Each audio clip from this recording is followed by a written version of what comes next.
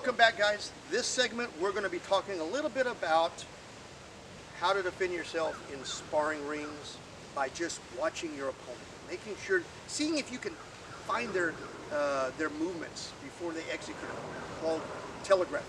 Okay, we're going to do not only one-on-one but against two-on-one as well, because in our system, as the higher rank you go, when we actually do sparring in the testings, you're going to be fighting against one-on-one, two-on-one, three-on-one, and yes, 4 people against 1 person.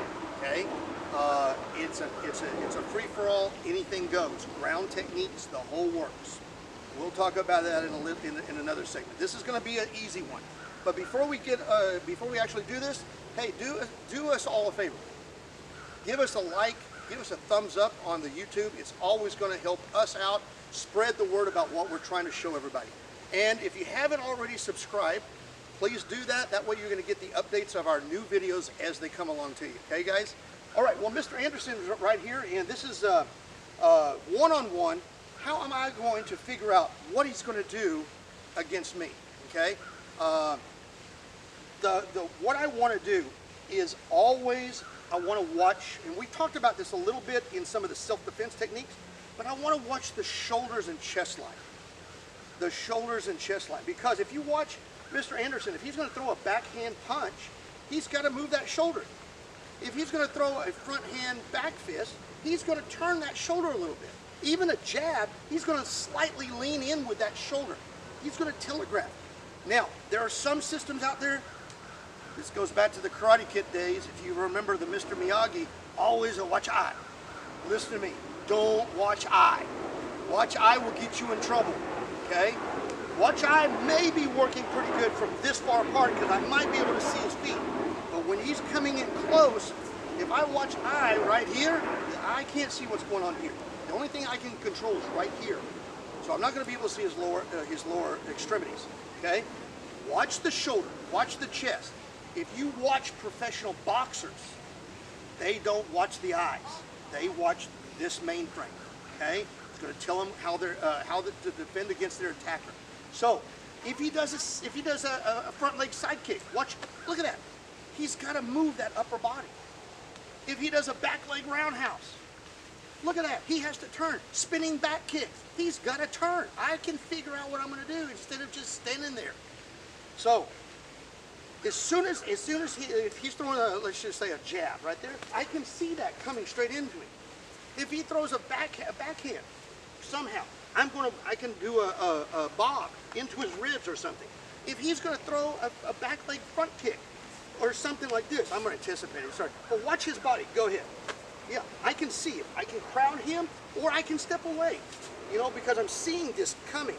Okay, and don't be ashamed about stepping out. Getting away from the kick.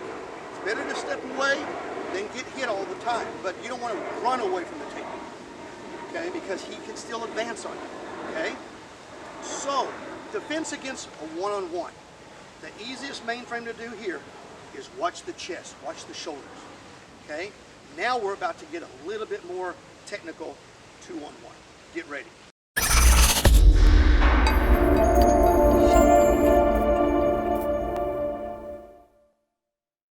Welcome back. This one's going to be a little bit more technical. I'm not doing one-on-one, okay? I'd much rather do this. But what if he has a buddy in a street situation? Or we're talking about testing in your belt advancements. You're going to have more than one attacker in your sparring match.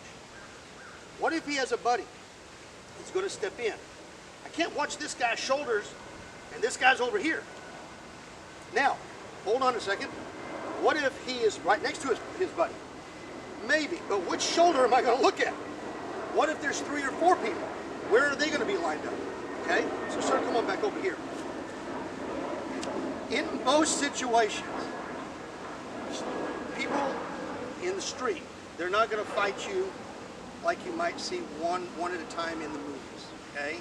That's really great. And sometimes they will, but sometimes they'll actually come in and you're going to have to defend against both of them. But however, when you defend against both of them, you can only defend against one at a time. That's the truth. That's the truth. Doesn't matter how many people you're defending against. You're only defending against one at a time. Which one? Now, I see two people, okay? They are different heights, different body frames. If they're like this, I can't figure out, I'm not going to do this. I'm not going to figure out which one is going to strike first. Not the way I just did it. I can't go back and forth, ping pong my eyesight. What I want to do, this is different. This goes against what I just told you on the one-on-one. I'm not going to watch their shoulders and chest. I'm going to angle my eyesight down at about a 45-degree angle between their waistline or chest level and my front foot. The reason why, when you do this, when you play with this, you'll understand what I'm talking about. I'm going to draw an imaginary radius, a circle around behind the center of that circle. I want to see which one of these guys are going to cross my line. Now, do they have weapons or not? We're going to assume right now there's no weapons involved. That's another story. But right now, two fighters against me. Who's going to cross that line first? That's the one I go for. Or I defend against by maneuvering the technique a different way. For instance, we'll have my bigger guy here take advantage, and he's going to move in. So, as soon as he moves, I move. Notice I don't want to move towards his buddy. I want to move away from him, and if you notice, I'm going to try my best to line him up with the other person, if I can. I want to try to keep them in the same line. Okay, that's going to give me a slight advantage. It won't last long, but a slight advantage to do two things. Get the heck out of dodge, or counterattack as quickly as I can and then move to the next person. Okay, so we're going to play with this. So if Mr. Henderson's coming in, now notice what I did. I wanted to show you this. Notice I'm crossing this way. Oh my God, I'm in so much trouble. I'm crossing the middle line.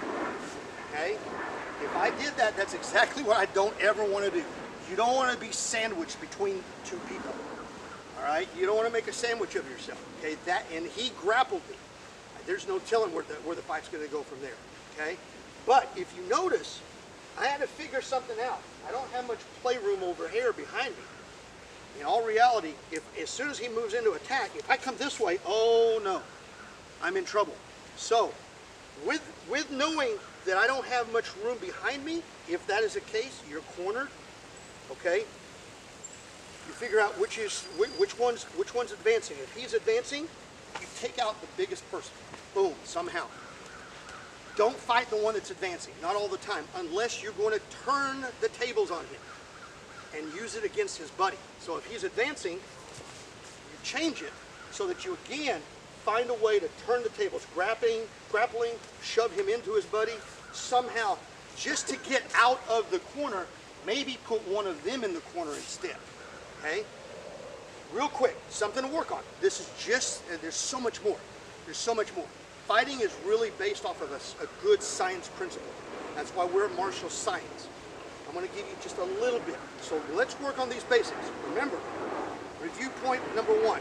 They're going to face each other. I'm going to talk while they face each other. Go ahead, Bowser. Okay, so they're squared off. One-on-one attackers. Okay. Mr. Anderson's going to defend against Mr. Rushing. If he throws again, same concept. Look at where his eyes are focused. Okay, look at where his eyes are focused. All right, right. Shoulder chest line. Doesn't matter how far the distance is or how close. Shoulder chest. Okay. When Mr. Rushing throws some kind of hand techniques, he's going to, in this case, he decided to retreat.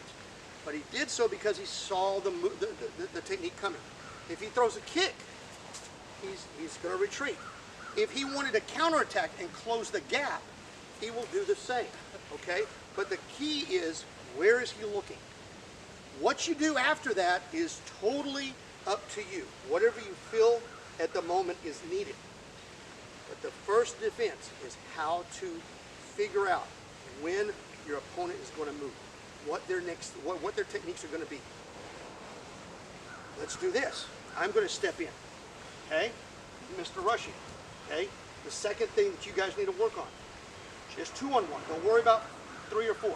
Same concept, but don't worry about that. Let's get this one. Mr. Rushing's not looking at our chest.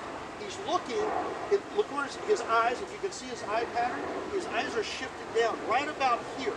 So he can see me walking, and he'll know exactly where we are. And if somebody steps in, yes, in this case, he decided to go ahead and intercept me, the person who stepped into his imaginary circle, his radius, okay? If he's cornered, he does not want to go to the center unless he absolutely knows there's enough gap to get out. But that's the last thing, okay? And you better be super fast to do that. Otherwise, if he's stuck in a corner, he's got to figure out who's going to advance first and then probably go after the next person. Let the other person go into the corner. Okay, so we're both advancing, okay? So go ahead. Okay, so he decided to take me out because Mr. Anderson was advancing. If we both advance, because that did happen. If we both advance, okay, the escape route could be straight through the corner because we're both advancing. So watch this. He's going to cut straight into you guys. Yeah. So now he's got a good escape route. Okay. Right. There you go, guys. So simple techniques upon how to anticipate and defend against movement from a one-on-one adversary as well as multiple attacker. In this case, we had 2 people against 1. Okay. What to look for, how your eye positions should be, and maybe some simple body mechanics upon how to defend yourself, okay? Work on that. We'll come back for more and show you some exciting techniques to come. Hope to see you soon. Thank you so much for tuning in. If you like what you're seeing here on our Tong Il Lo YouTube station, do us a favor, subscribe to the channel, as well as it's very important that you like all the videos that you think is worth liking. Give us a thumbs up because that's the only way that YouTube is going to know to send it out to others that have similar interests, not just for our channel by itself. Hey, thanks for watching. Be sure to click on the subscribe button on the YouTube channel for more videos like this. And if you have any questions about our programs, please go to tongillo.com and click on Contact Us.